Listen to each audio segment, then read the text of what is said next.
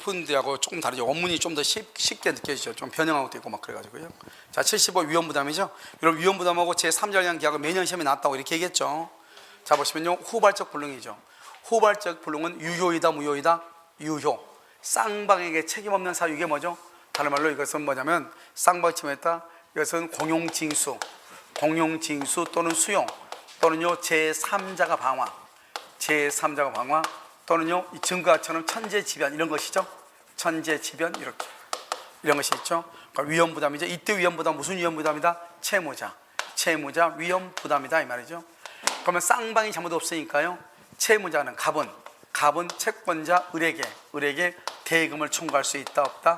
대금을 청구할 수 없다. 이것을 뭐란다? 대가의 위험이다. 이렇게 돈을 소리몬다 이 말이죠. 대가의 위험 이렇게 얘기하죠. 자, 이번요 쌍무계약이죠. 쌍무계약에서 위험부담이 당연히 적용되죠. 쌍무계약에서 쌍무계약에 있는 거 두 가지 뭐가 있어? 쌍무계약에 있는 거 두 가지 뭐가 있어? 위험부담하고 또 동시행 항변권하고 이 두 가지는 쌍무계약에만 있는 거잖아요. 적용되지 않는다. 틀렸죠. 3번은요 당사자 열망이 대상 청구권을 행사를 하죠. 그러면 반대급부를 이행할 의무가 없다. 틀렸어. 이행을 해야 돼. 대상 청구권이요. 여러분 대상 청구권은 언제 있다고 그랬죠? 대상 청구권은요 일단 쌍방이 잘못이 없거나 아까 했었는데 우리가 민법 총칙할 때 얘기했잖아요. 채무 불이행이 있을 때도 채무자가 잘못이 있어서 대상 청구권 행사하죠. 자, 대상 청구권은 뭐냐 봐봐. 갑하고 을하고 이렇게 계약을 했는데요. 그래서 1억 원의 계약을 했어요. 계약을 하고 난 다음에 이 땅이 계약하고 난 다음에 수용이 된 거예요. 수용. 자, 지금부터 수용을 얘기해요. 수용은요 그건 적법인 거예요. 적법이니까요 채무 불이행이라든가 불법행위란 말이 나올 수가 없는 거예요. 알겠죠? 그 다음에 여기서 손해배상이란 말이 나오면 절대로 안 돼. 적법이니까. 자, 두 번째요 보상금이 나오잖아요. 이 보상금을 뭐라 한다? 대상이라고 하죠. 대상. 이 보상금이 있으면요 보상금이 당연히 나한테 기속하는 게 아니에요. 알겠죠? 그래서 보상금의 양도를 청구해야 돼요. 양도를 청구해야 돼. 보상금의 양도. 여러분 대상 청구 우리 시험이 잘 나와. 알겠죠? 그 다음에 두 번째는요 양도를 청구하려면 어떻게 해야 돼요? 자신의 반대급부를 뭐라 한다?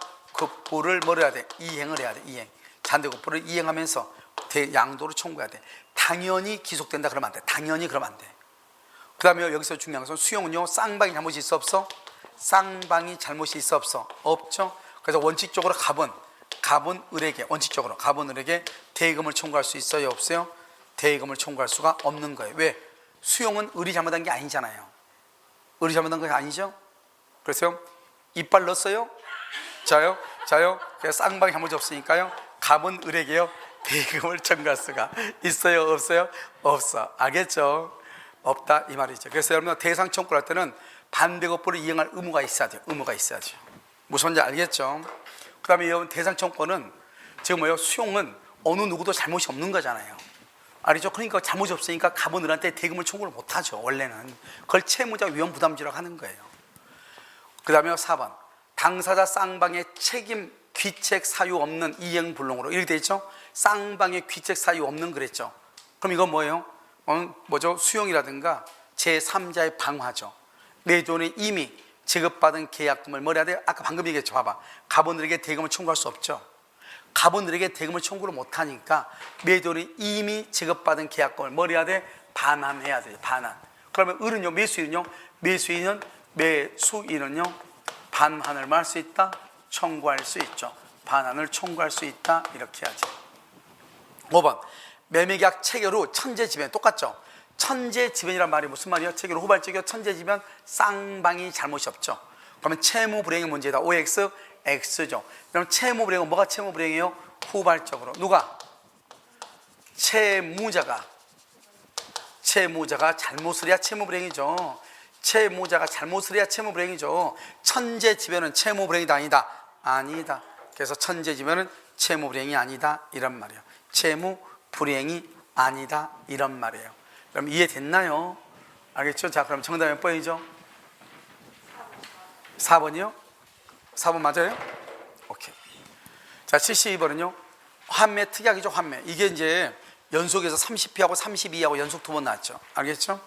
자, 매매 등기와 환매 특약의 등기가 경료된 후 그 부동산 매수는 그로부터 다시 매수한 제3자에 대해서 환매 특약의 등기 사실을 들어 소유권 이전 등기 절차의 이행을 거절할 수가 없다. 이 말이 무슨 말이냐?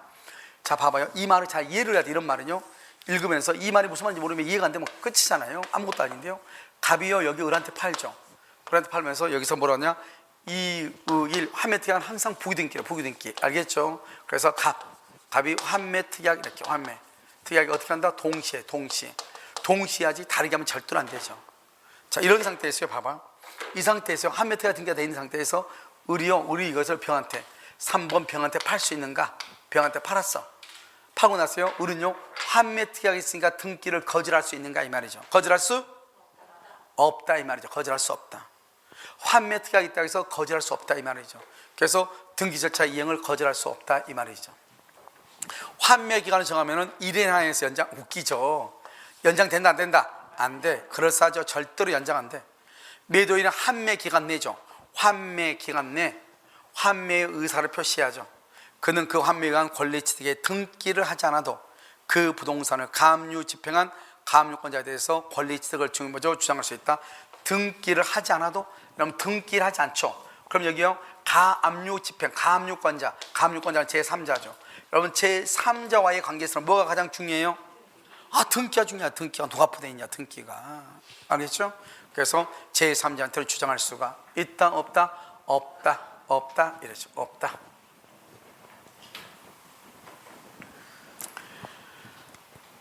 자, 요 4번. 환매 기간은요, 약정이 없으면 그 기간은 3년이다. 맞아요, 틀려요? 3년 맞아, 틀려? 왜 틀려? 왜요? 부동산은 5년이고 동산은 3년이잖아요. 근데 이거 부동산이 어떻게 알아, 그걸? 부동산 매매라고 나와 있잖아요. 그러니까 5년인 것이, 알겠죠? 자, 환매 특약은 매매 계약 후 절대로 안 돼.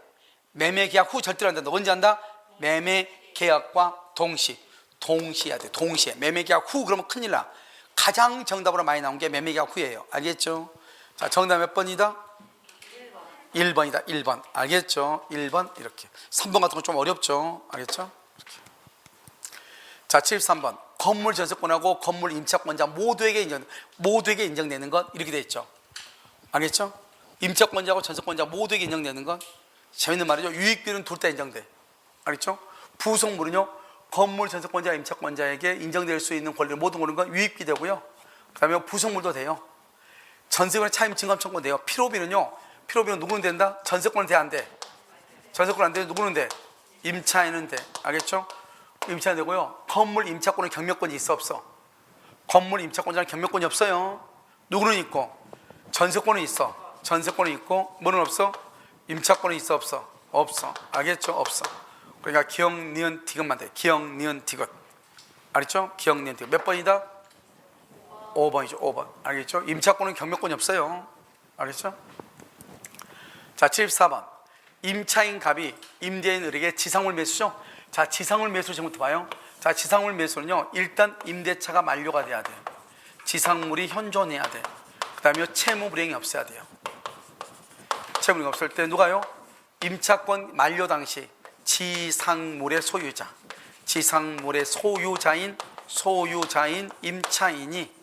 임차인이요, 누구한테 한다? 임대인에게 청구해. 임대인에게.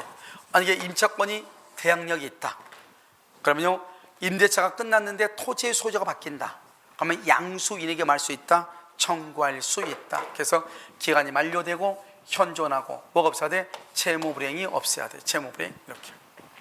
자, 됐죠? 자, 여기를 보시면요, 그러면 임차인은 뭘 한다? 임차인은요, 갱신을 청구를 해. 갱신을 청구하고, 갱신을 안 받아주죠?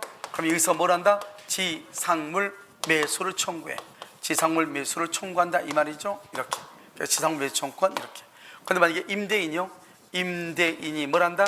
해지 통고. 해지 통고. 그러면요, 지상물 매수를 바로 즉시로 청구할 수 있어. 이때의 지상물은요, 미등기 무허가 건물이라도 괜찮다. 무허가. 그런데요, 다른 사람의 토지 위에 걸쳐서 건물이 있다. 그럼 어떻게 한다? 걸쳐서 건물이 있다. 그럼 전부의 매수 청구는 된다, 안 된다? 안 되고, 전부는 안 돼.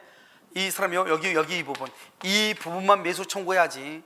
다른 사람 땅 위에 있는 건물까지 매수하라고 하면 된다, 안 된다? 안 된다. 그래서 일부는 되지만 전부는 되지 않는다, 이렇게요. 알겠죠? 자, 이걸 가지고 지금부터 봐. 매수 청구가 유의하려면 봐봐. 여기 매수 청구 앞에 매수란 말이 있죠. 청구 앞에 매수란 말이 있죠. 이걸 뭐라 한다? 형성권이죠. 형성권은 어떻게 한다? 일방적 의사표, 일방적. 일방적이란 말은 상대방의 동의를 받아 안 받아? 상대방의 동의를 받지 않죠. 그래서요, 의뢰 승낙을 유하지 않는다, 이런 말이죠. 그 다음에 여기 믿음기 무허가 건물 되죠. 무허가 허가를 받은 건물이 아니어도 할 수 있다. 맞죠? 맞다, 이 말이죠. 알겠죠? 둘 중 하나가 정답이네. 그러면 1번이 틀렸나 봐요. 그 다음에 여기요, 다른 사람 토지 위에 걸쳐서, 다른 사람 토지 위에 걸쳐서 건립됐어. 그러면 전부 매수 청구가 된다, 안 된다? 안 된다. 전부가 안 된다. 전부에 대해서 안 된다. 전체에 대해서 매수 청구할 수 없다. 전체에 대해서 매수 청구할 수 없다. 알겠죠? 자, 그 다음에요, 임대차가 채무불이행. 여기 봐봐. 채무불이행 그러면 두 가지가 안 돼. 채무불이행 그러면 두 가지가 안 돼. 뭐가 안 돼? 지상물 매수 청구. 그 다음에 부속물 매수 청구. 그래서 채무불이행 그러면 두 가지가 안 돼.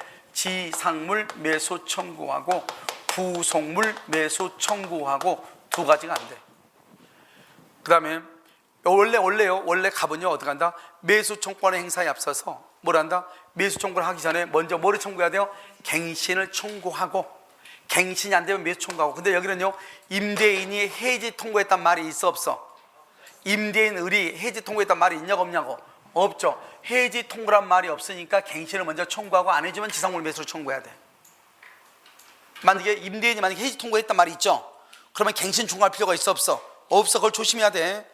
임대인이 해지 통고를 했단 말이 있으면 갱신 청구할 필요 없이 바로 지상물 매수를 청구하고, 임대인이 해지 청구란 말이 없으니까 갱신을 청구하고 그 다음에 지상물 매수를 청구한다, 이런 말이에요.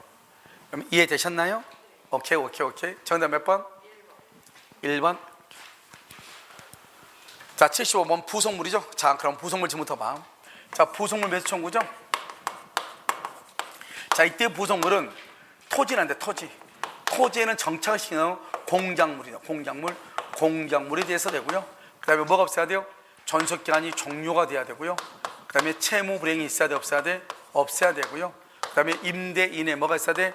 임대인의 동의, 임대인으로부터 뭐를 해야 돼? 매수. 그 다음에 동의 있는 전대차, 동의 있는 전대차, 동의 있는 전차인도 행사할 수 있다, 이 말이죠. 알겠죠? 부속물은요, 가장 기본적인 거. 부속물은, 그 다음에 부속물은 반드시 뭐가 있어야 돼요? 독립성이 있고 부합이다, 아니다? 아니죠. 그래서 여기 봐봐요. 종료해야 되죠? 종료하기 전에 행사? 그러면 안 되지. 알겠죠? 3번에 종료해야 돼. 그 다음에 동의 없는 전대차 안 되지. 동의 있는 전대차, 전차인. 그 다음에 토지 내지 건물 안 되지. 토지 안 되지. 토지 뭐만 된다? 건물. 토지는 뭐다? 토지는 지상물이야. 토지는 지상물 매수로 가는 거예요. 그 다음에 적법하게 전대했네. 자, 중요한 것은 전차인이 임대인의 동의를 얻어 부속해야 돼. 여기서 중요한 것은 임차인 그러면 안 돼. 여기서 만약에 임차인 그러면 큰일 나. 임차인의 동의를 얻어 그러면 안 돼. 임대인의 동의를 얻어 부속해야 돼. 임대인의 동의를 얻어 부속. 임차인의 동의 그러면 큰일 나. 두 번째, 임대인으로부터 매수. 임대인으로부터 매수해. 알겠죠? 그때도 인정이 된다. 임대인. 그래서 2번은 정답이죠. 2번은 무슨 말인지 알겠죠? 그러니까 반드시 여기서 어떻게 해야 돼요? 여기 봐봐. 우리가 이제 동의 있는 전대차에서는 무슨 말이 나오면 안 되냐? 여기는 임대인의 동의인데 이것을 임차인의 동의로도 부속하면 안 된다고. 알겠죠? 누구의 동의다? 임대인. 이렇게. 5번, 건물의 사용에 객관적 편익을 가져오는 것이 아니더라도 객관적 편익, 임차인의 특수목적 그거 안 돼.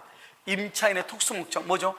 임차인의 특수목적, 예를 들어서 뭐 간판이라든가, 알겠죠? 그 다음에 사진관 영업시설이라든가 이런 것은 안 돼.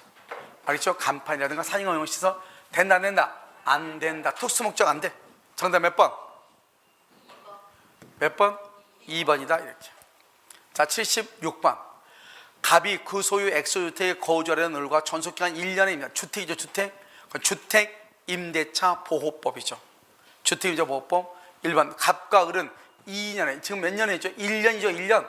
1년이면 갑이 그 소유 주택을 거주하려는 을과 전속기간. 갑이요, 그 소유니까 갑이 임대인이고, 을이 임차인이에요, 지금. 그걸 알아야지 누가 누구한테 행사할 수 있는가 알겠죠? 그럼 여기요, 갑의 집에 을이 지금 계약하고 있다. 1년이죠. 1년 몇 년으로 본다? 2년. 2년의 기간을 주장하면 갑과 을은 그러면 안 돼. 누구만 주장할 수 있다? 을만, 임차인만, 임대는 안 돼. 갑과 을은 그러면 안 돼. 두 번째, 갑과 을은 1년의 기간을 유효하면 그거 안 돼. 1년을 주장하려면 누가 한다? 을만. 을은 1년만 주장하든지 2년을 주장하든지 둘 중 하나를 할 수 있어. 선택. 근데 갑은 절대로 안 돼. 갑과 을 그러면 안 된다고. 누구만? 을만. 몇 개의 차임에 달하도록 이익이 차임에 달하도록 연체가 들어오면 묵시적갱신이 인정된다 안 된다? 안 돼. 연체한 경우 묵시적갱신이 인정된다 안 돼. 그래서 차임을 2번 연체하면 묵시적갱신이 안 돼. 4번, 임대차 계약이 묵시적으로 갱신되죠? 그럼 갑과 을은 언제든지 상대방에 대해서 해지의 통지를 할 수 있다. 언제든지 갑과 을은 그럼 갑은 절대로 안 돼. 누구만? 오직 을만 언제든지. 몇 개월 있다가? 3개월. 알겠죠? 전세권은 몇 개월? 전세권은 3개월. 6개월. 그다음에 임대차는 몇 개월? 3개월. 전세권은 6개월. 임대차는 3개월. 알겠죠? 그렇게. 자요, 5번. 주택의 경매로 환가대금에서 을이 보증금의 우선 변제를 받기 위해서는 이 액수주택을 양수인에게 뭐 해야 돼? 인도해야 돼. 왜요? 환가대금에서 보증금의 우선 변제를 받는다. 보증금을 우선 변제를 받는다면 보증금 반환이죠? 보증금 반환과 주택의 인도는 무슨 관계다? 동시이행이다. 그래서 인도할 필요가 있다. 이렇게 있다. 우선 변제 받기 위해서는 있다. 그래서 보증금 반환과 주택의 인도는 동시이행 이렇게. 정답 몇 번이다? 인도할 필요가 있다. 5번. 자, 77 상가죠. 임대차 계약을 체결하려는 자, 체결하려는 자죠. 체결을 하려는 자요. 알겠죠? 체결하려는 자는 이해관계인이 아니죠. 이때 어떤 반드시 임대인의 동의가 있어야 돼. 동의를 받아서 정보 제공을 요청해야 돼. 알겠죠? 체결하려는 자라고 그랬어. 내 말 지금 여러분 됐나요? 지금 체결하려는 자. 그럼 만약 이해관계는 써봐. 이해관계에 있는 자. 이해관계에 있는 자는 어떻게 한다? 여러분 이해관계에 있는 자는 어떻게 할 수 있죠? 그때는 바로 청구할 수 있어. 바로 동구를 받아 안 받아? 안 받고 바로 청구할 수 있어. 어디 가세요? 그 확정일자 부여기관에 가서 바로 요구할 수 있어. 2번, 임차인이 임차한 건물을 중대한 과실로 파손하죠. 중대한 과실로 파손하면 갱신을 뭐 할 수 있어? 갱신을 거절해. 갱신을 거절하면 권리금 회수의 보장의 필요가 없어. 똑같아. 갱신 거절하면 권리금 회수가 인정한대. 중대한 과실로 파손하면 돼. 만약에 경과실로 파손한다. 그럼 경과실로 파손하면 어떻게 되죠? 경과실로 파손하죠? 파손하면 어떻게 한다? 갱신을 해줘야 되죠? 갱신을 해주니까 뭐를 한다? 권리금이 보호되죠? 권리금이 보호돼. 근데 중대한 과실로 파손하면 갱신을 거절해. 갱신을 거절하면 권리금 회수가 안 돼. 알겠죠? 그러니까 여러분 우리 딱 봐야죠. 그러니까 권리금 보장하고 갱신 요구가 같이 굴러간다 이 말이죠. 그 다음에 임차인은 임대인에게 갱신을 요구할 수 있으나 몇 년을 초과해서는 안 된다? 10년 이렇게. 임대차가 종료한 후 보증금이 반환되지 않는다. 임대차가 종료를 했는데 보증금을 반환하지 않는다. 그럼 임차인은 임차 건물 소재지를 관할하는 지방법원에 임차권 등기 명령을 할 수 있다. 청구. 그래서 가장 중요한 키워드는 뭐예요? 종료. 보증금을 반환되지 않는다. 그날 건물 소재지 법원에 임차권 등기 명령 신청해. 3대 요건이야. 그러니까 항상 시험에 뭐라고 하죠? 종료되기 전에 뭐 이렇게 해줘. 된다 안 된다? 안 돼. 자, 여기 보면 뭐라 나왔죠? 임대인 직계 존비속 표하죠. 임대인이 목적 상가 건물에서 실제 영업하려는 경우 이렇게 됐죠. 임차인의 계약갱신 요구를 거절할 수 있다 없다? 임차인의 계약갱신을 요구할 수? 거절할 수? 실제로요 직계 존비속 포함해서 임대인이 상가를 실제 영업을 하려고 그래. 그때는요 갱신 요구를 거절할 수? 여러분 이것은 주택임대차 보호법에서는 직계 존비속이 거주할 목적으로 했을 때는 갱신을 거절할 수 있죠. 상가에서는 갱신 거절 못해. 상가에서는 이런 말이 없어. 주택에서 주택임대차에 상가에서 이런 봐봐 여기 이번에 여러분요 내가 밴드에 지금 올려놓은 자료 있죠. 그거 꼭 한번 읽어보라고 그랬죠. 거기 보면 뭐죠? 상가 임대차 보호법에 보면 갱신 거절 사유에서 이게 나와. 뭐가 나오냐면 우리가요 직계 존비속이 거기에 거주하려고 할 때 알겠죠? 그때는 갱신을 거절할 수 있죠. 주택에서는. 그런데요 기간이 만료가 되기 전에 다른 사람한테 임대를 주면은 소름상을 해야 된다고 했지. 임대를 주면은 근데 매매한 경우는 어떻게 할 것인가, 이게 이제 문제가 됐어. 알겠죠? 그때는요 별도로 불법 행위를 원인으로 손해배상을 청구할 여지는 있다 이렇게 돼 있어. 그러니까 우리가 여기 직계 존비속이 거주한다 해놓고 다른 사람한테 다시 임대를 주죠. 그러면 손해배상을 해야 돼 법에 의해서. 그런데 다른 사람한테 팔아먹어버리죠 처음부터. 그러면 이 사람은 속이고 한 거랑 마찬가지죠. 그러니까 사기로 인해서 불법행위가 성립해서 손해배상 청구할 수 있다 이런 말이에요. 그런데 이 사람이 진짜로 다른 사람한테 임대를 주려고 했는데 그 사람이 또 중간에 또 나가는 경우 있잖아요. 그럼 나가니까 그럼 어떻게 해야 돼요? 할 수 없이 그냥 팔고 나갔죠. 그럴 때는 손해배상 책임을 진다 안 진다? 안 지는 거예요. 그러니까 매매하고 임대하고 조심해야 돼. 아시겠죠? 정답 몇 번이다? 5번 이렇게. 자 78번 가등기죠. 가등기가 담보가등기인지 총권 보조라는 가등기인지 여부는 어떻게 한다? 의사해서. 돈 빌려주고 가등기했다 담보가등기, 매매 예약하고 가등기했다 총권 보조라는 가등기 이렇게. 채권자가 담보권을 실행해서 청산금이 어때? 이거 계속 중요하다고 그랬죠. 청산금이 없어도 그 뜻을 머리하는데 통지해야 돼. 통지하지 않아도 된다. 틀렸어. 통지해야 돼. 그럼 둘 중 하나가 정답이네. 2번이 틀렸네. 그래서 이거 두 가지죠. 청산금이 없으면 없다고 통지하고, 한 번 통지하면 더 이상 다툴 수 없다. 한 번 통지하면 더 이상 다툴 수 없다. 그런데 여러분 여기서 뭐라고 얘기했죠? 여기서요 우리가 청산금을 정할 때는 담보가등기보다 선순위는 포함하지만 후순위는 포함한다 안 한다? 안 한다고 했지. 안 한다. 누구만 포함한다? 선순위만 포함해. 후순위는 포함하지 않는다. 그럼 봐봐요. 또 실행 통지 당시 담보 목적물의 가액에서 피담보 채권액을 뺀 금액이고 선순위가 있으면 선순위도 뭐한다? 포함시킨다. 후순위는 포함시킨다 안 시킨다? 안 시킨다. 선순위만 포함해서 뺀다. 선순위만 포함한다 이렇게. 자 채권자가 나름대로 평가 줄고 주관적 평가죠. 주관적 평가가 두 번째 줄 객관적인 청산금의 평가에게 미치지 못하더라도 담보권 실행 통지 효력에는 아무런 영향이 있다 없다? 없다. 왜요? 청산금 할 때는 반드시 판례가 주관적 평가를 하라고 그랬거든요. 객관적 가치에 미달되더라도 괜찮다고 그랬거든요 판례가. 자요 우리가 담보 목적에 대한 과실수칙권은요 청산 절차 종료가 중요해. 청산 절차 종료가 되면 채권자에게 귀속하고요, 청산 절차가 종료되기 전에는 누구한테 간다? 채무자. 채무자를 뭐라 한다? 설정자. 설정자한테 귀속한다. 청산 절차가 종료가 돼야 돼. 종료가 되면 채권자, 종료되기 전에는 누구한테? 설정자에게 귀속한다. 설정자 이렇게. 정답 몇 번? 2번 이렇게. 자 집합 건물이죠. 규약 및 관리한 집회 결의는 특별 승계에 대한 효력이 말도 안 되죠. 우리가 특별 승계에 뭐죠? 아파트를 산 사람, 아파트 매수인자, 나중에 아파트 매수인이죠. 이 매수인한테도 당연히 효력이 미치죠. 아니 여러분 아파트 관리 규약이 있잖아요. 그것은 관리 규약은 보통 안 바뀌거든요. 한 번 정해놓으면 그러면 그 다음에 이사 온 사람은 계속 그 규약을 받아야, 규약에 대한 지배를 받아야 돼 안 받아야 돼? 받아야 되죠. 공용보험 몇 번 얘기했을까? 공용보험 중요하다고. 공용보험은 등기를 따로 한다 안 한다? 안 한다. 공용보험을 어떻게 사용한다? 용도에 따라 사용한다. 공용보험은 전유부분과 분리 양도가 된다 안 된다? 전유부분과 분리가 된다 안 된다? 분리가 안 된다. 알겠죠? 등기하지 않는다. 용도에 따라 사용한다. 공유부분과 분리가 안 된다. 분할 청구 된다 안 된다? 분할 청구가 안 된다. 아파트 계단 복도 엘리베이터 분할하면 난리가 나겠죠. 알겠죠? 자 관리인은 구분 소유자 중에서 틀렸어. 이때 관리인은요 입주자 대표회의 회장이죠. 여러분 우리가요 아파트는 민영 아파트만 있는 게 아니죠. 임대 아파트 있어 없어? 있죠. 임대 아파트도 입주자 대표회의가 있거든요.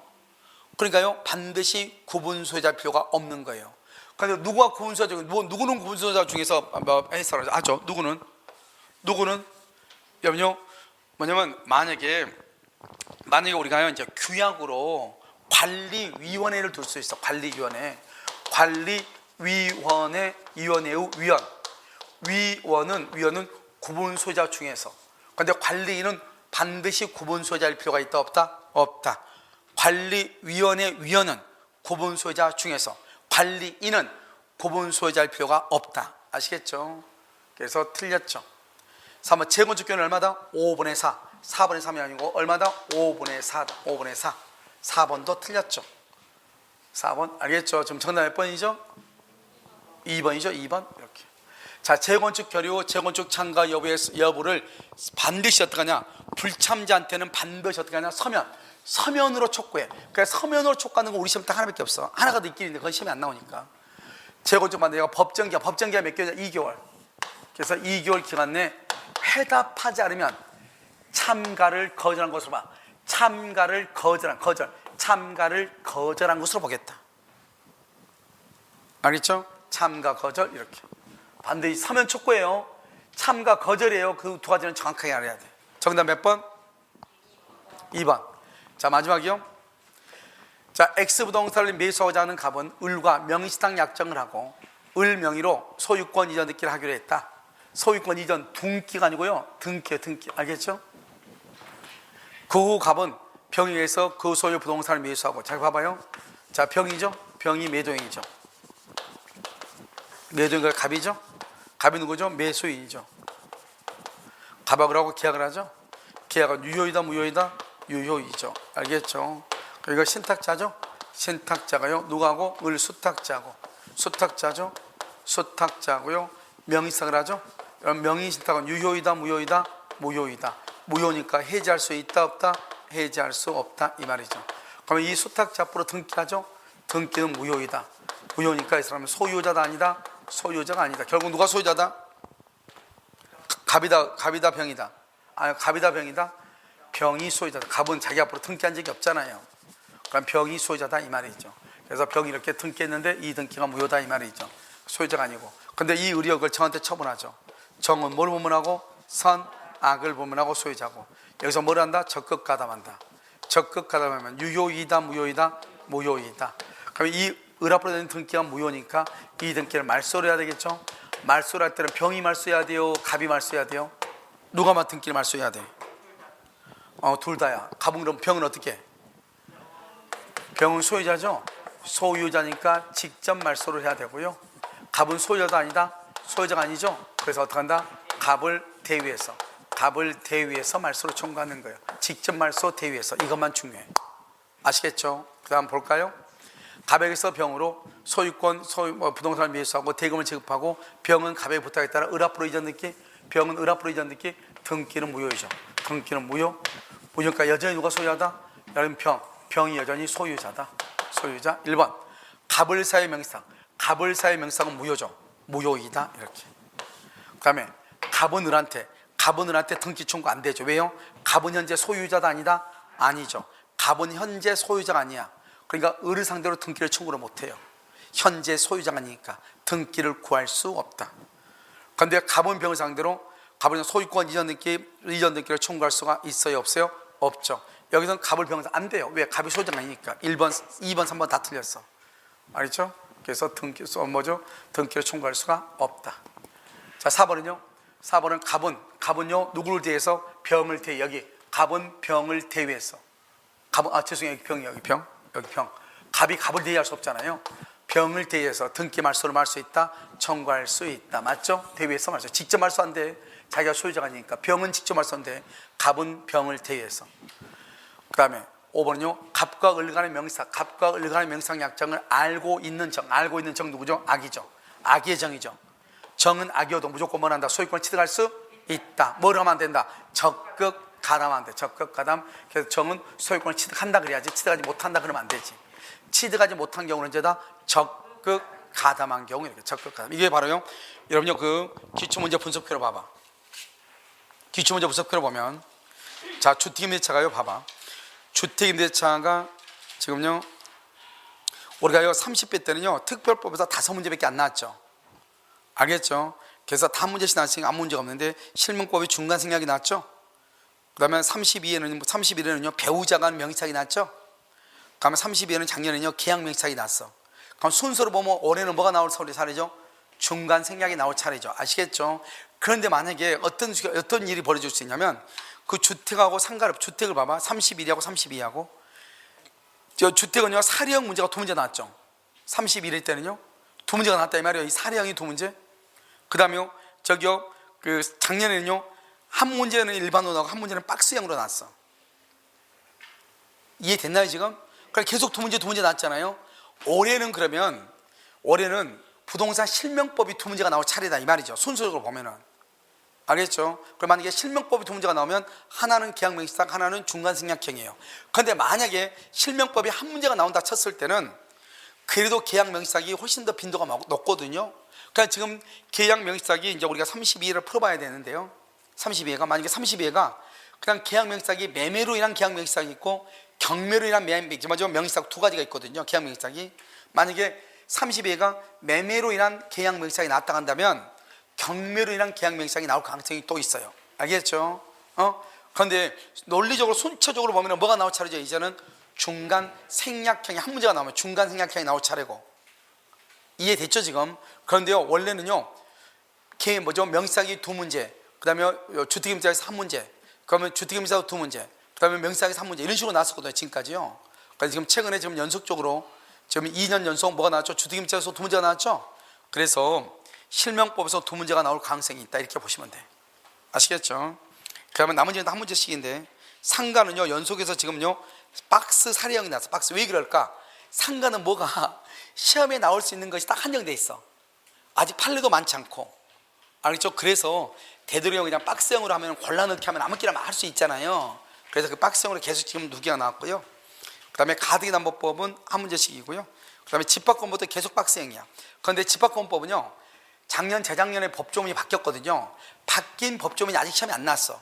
올해 정도 나와줘야 되거든요. 올해 정도는 바뀐 법조문이요. 그래서 이제 여러분요 집합권법에서는 바뀐 조문 있죠. 바뀐 거, 그 바뀐 조문만 가지고 한번 연습을 한번 할 거예요. 한 세 문제 정도밖에 안 되니까. 아시겠죠? 왜냐하면 작년 재작년이니까 지금 이제 나올 때가 됐단 말이죠. 바뀐 조문이. 아시겠죠? 그렇게 보시면 된다. 그래서 중간생략 나왔고 배우자가 나왔는데 뭐 배우자가 명시상이 뭐가 중요하고 또 나오겠어요. 알겠죠? 그냥 나온다 한다고 뭐가 나올 수 있다? 지금 이제 논리적으로 보면 순차적으로 보면 중간생략인데 두 문제가 나오면 계약하고 중간생략이 같이 나올 수 있다. 아시겠죠? 이렇게 보시면 돼요. 됐죠 지금? 됐죠? 자 이렇게 해가지고요. 여기가 이제 여기까지가 이제 30회예요. 30회가 있고 31하고 32가 있는데요. 뭐 31하고 32회는